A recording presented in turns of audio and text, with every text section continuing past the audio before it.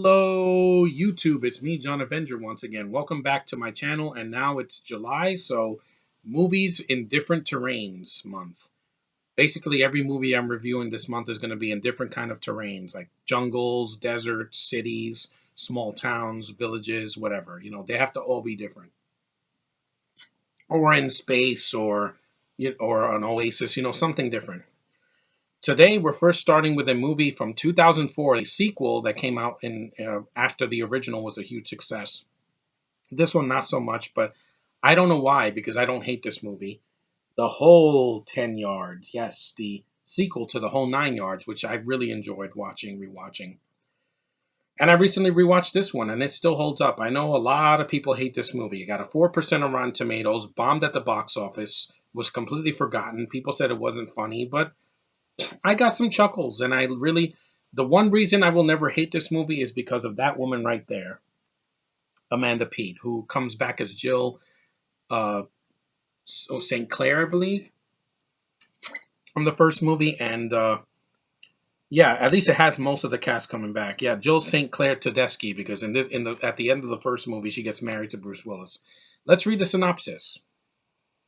When last seen, retired hitman Jimmy the Tulip wasn't seen at all. He was dead and gone to Mexico. So Mexico's a different terrain from uh, uh, Canada in the first movie.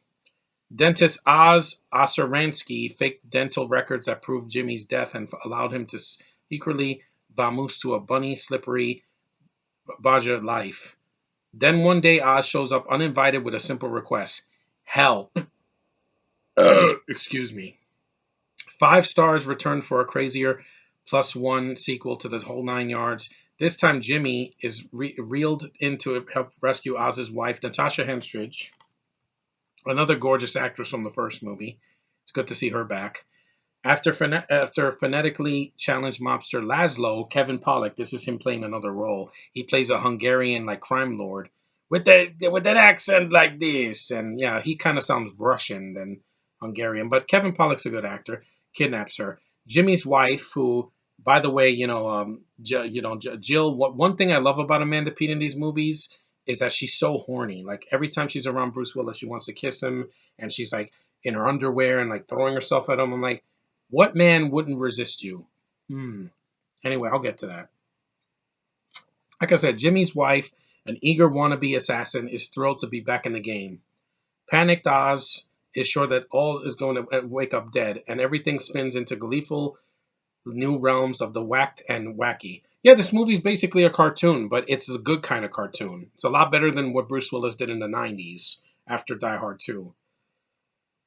Um, How does it all end this time? Sorry, our tulips are sealed. It's 99 minutes long, guys. This movie's not 2 hours. It's a lot better than Like a Boss, that also bombed, but that has actors I don't like. I don't like Rose Byrne and Tiffany Haddish. I can take her or leave her. To Natasha Henstridge, I really liked. I love her in Species. I liked her in Ghost of Mars, and I like her in these two films. Doesn't have a lot to do, but she serves her purpose.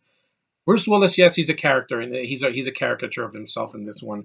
He's more emotional. He's crazy, and he's always angry at Oz. He always grabs Matthew Mary by the neck. He's like, "I'm gonna kill you!" And I don't know. This just made me laugh because I love tough guy Bruce Willis. Hey, it's him being showing emotion. He's not sitting in a chair like this in in glass and looking like he's 90 years old. I'm like, Willis, wake up. People want to see you alive. They don't want to see you doing a performance like this. Like mellow Bruce Willis doesn't work anymore. Matthew Perry, I like that he's still alive and he makes me laugh. This was after Friends, so what were you going to give him? He was not going to get a big budget, summer blockbuster. And the director is Howard Dosh. I like no relation to Zoe Dosh, I believe. Oh no, actually no, yeah, I'm wrong. Yeah, guess what, Josh? He's the father of your gorgeous Zoe Dosh. The one of the most gorgeous women I've ever seen. Leah Thompson's daughter. That's where she got her last name from. Yeah, he's a very talented man. I heard the commentary for this, and he's very talented. He did Pretty in Pink, Some Kind of Wonderful, Getting Even with Dad. It's okay. Gleason. That was a TV movie with what's his face? Not Brendan Gleason. What was his name? Not Hank Azaria. What's his name? Brad Garrett. He did Jackie Gleason. He also did some TV shows. He did Big Love and True Blood and American Horror Story. He's a very talented guy. And the writer is uh, George Gallo, and the characters by Mitchell Kapner. I think the film is underrated. It got completely hosed by critics, and I'm like, what the hell were you expecting? This movie was 4 years later. It's not a remake of the first one. It does have some jokes from the first movie, but it doesn't have everything. Like basically the ending of the first movie, they do it again here. I think it's a little bit weaker because there is one actor I don't like in this movie, and that's Tasha Smith. As get this, the stupid twist. She's the daughter of Michael Clark Duncan in the first one. She's barely in the freaking movie. She's in the movie for like 5 minutes. She's like the dentist assistant and doesn't do anything. And then she shows up at the end with a gun. And I'm like, and I'm so glad that freaking Amanda Peet takes her out. I'm like, she is such a useless character in the movie. I don't even like her personally. I just don't. Look it up. You'll see why. Working with Tyler Perry. Yeah, fuck you. Anyway, there are some good moments in the movie. I didn't need to see Bruce Willis's ass. You know, when he comes out of bed it's basically like the scene in Planes, Trains, and Automobiles with John. Not, what was it? Not John Candy and with Steve Martin, where they're in bed together. They're not naked though. At least they have some clothes on. Here's that gag just with no clothes on. But there's a reason why I rewatch this movie. It's because of Amanda Peet. Every time she's on screen, I light up. She does this thing with her mouth where she's like, she does these facial expressions. It's just, I'm like, oh my god, you are so gorgeous. And there's another scene with her, not naked this time, but she's in like these white panties. She's trying to seduce Oz because she wasn't getting any from Bruce Willis. And she takes her bra. She says, "Touch my heart." It's like, I don't think that's your heart. And then she takes her bra off. I'm like, you don't see much, but because it's PG-13, but you see enough. And she just knows how to get my attention, guys. Everything that she does in this movie, I'm just like, God, you are so gorgeous. God, I want to meet you so badly and tell you what a sex bomb you are. Just oh my God, the guy from Game of Thrones is so lucky to have you. And that scene it leads to procreation because Oz gets busted with her throwing herself in and hugging him and trying to because she wants a man's touch. See, women are not always afraid of men. Amanda is not, and they have this guy locked up in the room in a chair. One of Laszlo's men. He's the guy, the hot dog guy from The Happening, and Bruce Willis comes home and is pissed off, and he approaches Amanda. He doesn't hit her. You think it's gonna go in a dark place, but it doesn't. And she's like really scared. She's like covering her chest, and he's like, "You do love me." And then they start making love, and they close the door and they get the guy out, and then they start having sex. And I'm like, "Hey, I'm all for procreation, guys. Between a man and a woman, that's the way it's supposed to be. Don't give me your bullshit agendas. I don't care. Man, woman, go together. That's how you create life. That's the way it is. That's the way it's always been. Just to give you a life lesson, boys and girls. But yeah, I like this movie. Amanda Peet is always going to get my attention. There's a scene at the end where she tells Bruce Willis, "I'm pregnant." I'm like, "Yeah, because you banged her brains out, Bruce. I mean, good for you, man." And she's all over him. Like even at the end when you think she's going to turn and join Laszlo and kill Bruce, then she drops the gun and she's kissing him all over. I'm like, "Of course, because you love men, and I love that about you." And she's not foreign, which is a great thing for me. You can keep your Margot Robbies. You can keep your Amelia Clarks. You can keep your Felicity Jones and her big teeth. You can keep your Carrie Gilliam. It's fine, Josh. I don't find her. She's not for me, but I get why you like her. At least her face is appealing. But the hobo ain't got nothing on Amanda Peet. This is what a real woman looks like. Look at the face, gorgeous hair. She has this mouth that just won't not stop. Has these gorgeous eyes. She's very emotional in the movie. There's a scene where she's crying in the car, and I'm like, you are such an emotional little wallflower. You really are, Amanda. And you're almost 50, but you're still a knockout. You're just like Amy Jo Johnson. You still can act, and you're still gorgeous, and you still grab my eye every time I see you. You make me happy, and I want that from a comedy. It made me laugh. Is it a great comedy? No, but it made me laugh. It's a cartoon. Bruce Willis has done worse than this. This is the same man that did North, where he's in a freaking bunny suit. He did Hudson Hawk, which is like this movie, but it's way worse. every joke is a bad cartoonish thing. People are laughing too loud, or there's cartoon sound effects, or they quoting freaking pop culture references that feel out of place, like "good yogi." And I'm like, oh my god, that movie I got to do a rant on. That movie's shit. But this movie, I like this film for what it is. As a sequel to the first one, I like seeing the characters back. I love seeing Amanda Peet. No matter what you say, I will always have eyes for that woman because she is just the most gorgeous woman again that has never been in the MCU or the DCU. She deserves more than that. She deserves more roles like that. Like, you know, how Evangeline Lilly got it for when she got Wasp. But it's an underrated movie. If you see this movie, it's worth your time at least one watch. If you don't like it, I can understand. But if you're a Amanda Peet fan like I am, you know, you're going to have your eyes on her the whole time. She gets enough screen time.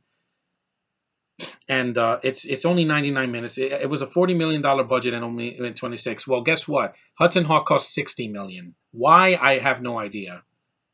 I think the cast here is better, except for Tasha Smith. She's freaking terrible. Jules Figueroa. Yeah, again, Michael Clark Duncan, may he rest in peace, was a better actor than you'll ever be. At least he didn't flush his career down the toilet with freaking Tyler Perry. I hate that guy. He should never direct again after all those god awful Medea movies. You also have Johnny Messner in the movie. I like him as an actor. He's from Anacondas 2 as Zevo. And also, yeah, Rotten Tomatoes, the audience score was a C. That's not terrible. It's a lot better than an F. I laughed several times. It recycles its predecessor's cast and plot, but not its wit or reason for being. Well, guess what? A lot of sequels have done that. What about Hangover 2 or Zoolander 2? Huh? Those are way freaking worse. And those came out way after the first one. This was only 4 years later, not 10 or 20 years. And my expectations were low when I saw the first one. I'm like, I like the movie, and I get to see Amanda Peet's gorgeous bosoms. This one you don't get to as much because it's PG-13, but what I get is enough. Trust me. As a man, as a heterosexual man, because you guys know that that's not a secret. I love to see a woman be sexy and not be afraid of it, not be ashamed of their bodies. If you have it, flaunt it. Like I said before, guys, Amanda Pete's got it. She's always had it. I see that enchanting smile and those gorgeous eyes and that clean body and the way she does things like this. Like she does these things with her lips that just, oh, it drives me wild. Nothing that Margot Robbie does like that ever gets me to going. Why? Because they slut her up in everything she's in. Yeah, you don't have to slut yourself up. You can be sexy, but don't be trashy. The Suicide Squad, the shorty booty shorts were too much for me. I don't need any more of that in the sequel. I don't need more of that in Birds of Prey. It's not for me. Slutty, Joyzy accent, freaking Aussie chick, not for me. It doesn't get my gears going. Sexy Jewish American woman, I come running like the Roadrunner. Beep beep. Yeah. And maybe that's just a sugar talking. I'm sorry, I got a sugar high. But yeah, I like this movie. And it's in Mexico. It starts there, and then they go back to California. So it's different than the first movie. It's not in Canada again like in the first one. And it's different. It's not the best thing ever, but I like the movie. And genuinely hilarious. I laughed a couple of times. And Amanda Peet is very charming. She's the best actor in the movie because they give her more to do, and just she's so gorgeous. And I'm like, I just can't get enough of her. And every line she delivers, she has a smile on her face. She's not like poor Scarlett Johansson in the Spirit, where all the life was sucked out of her face. And she's a gorgeous woman too, guys. You know how I feel about her. But yeah, I think the movie's underrated. I really like this movie. I like this movie for what it is. Guilty pleasure. It's not going to win Oscars, but I wasn't meant to. But it made me laugh. That's more than I got with The Gentleman, which got critical acclaim. And this is the funniest movie of 2020. I didn't laugh once. And this had Amanda Peet. That piece of crap had freaking Michelle Dockery. A boring, freaking thin stick of an anorexic woman that I never liked. Sorry, guys. That's just the way I roll. But anyway, thanks for watching. This is brought to you by Jamaican Pineapple Man Soda. It's really good, but it has a lot of sugar. But anyway, thanks for watching, and I'll see you in the next one. Peace.